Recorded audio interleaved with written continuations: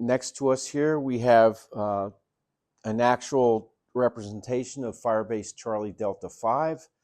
And what's unique about this, there was a medevac pilot that was stationed on this Firebase that used to take pictures coming and going, picking up wounded and KIA or killed in action soldiers.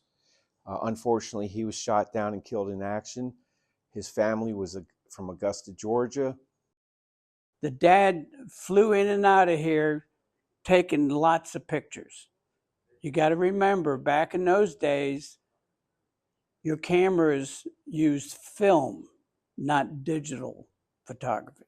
So the film had to, when you got done, you had to roll it up and you had to send that film somewhere to be processed. In this case, the dad sent it home to be processed. So the 10-year-old saw these pictures that the dad had taken pictures of. And the dad was in a medevac helicopter. They'd pick up the wounded, and then they would take them to hospitals. And when the family found out about his passing, they went, or the 8-year-old son wanted to do something to memorialize his father.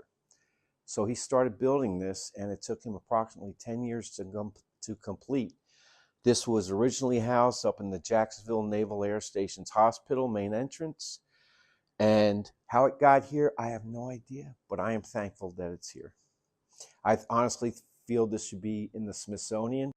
They estimate that there's over 100,000 sandbags, all clay, that were fired individually.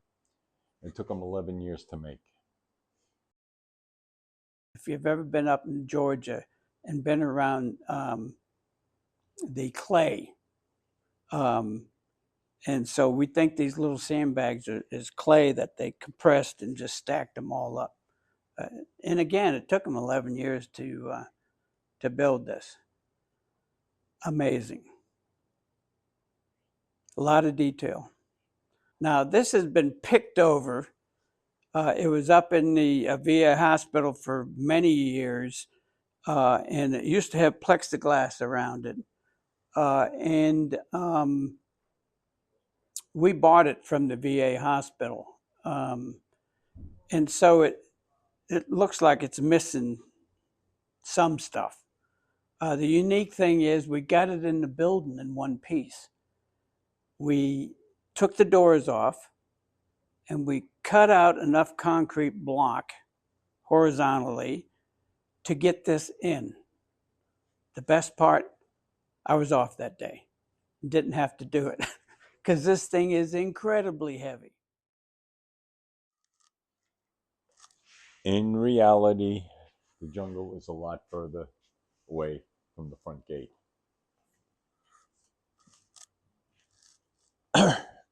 We have a helicopter here. It's called the Loge.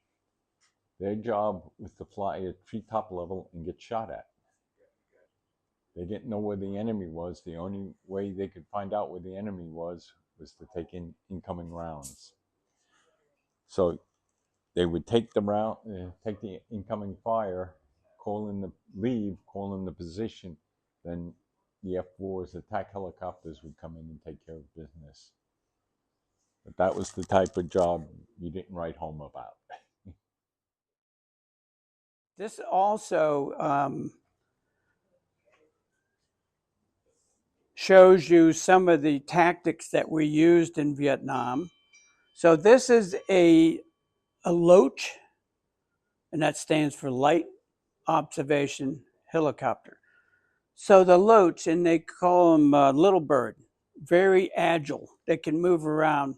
So they would fly low over the jungle, and they would take incoming fire. They would shoot at them so they could get out of the way.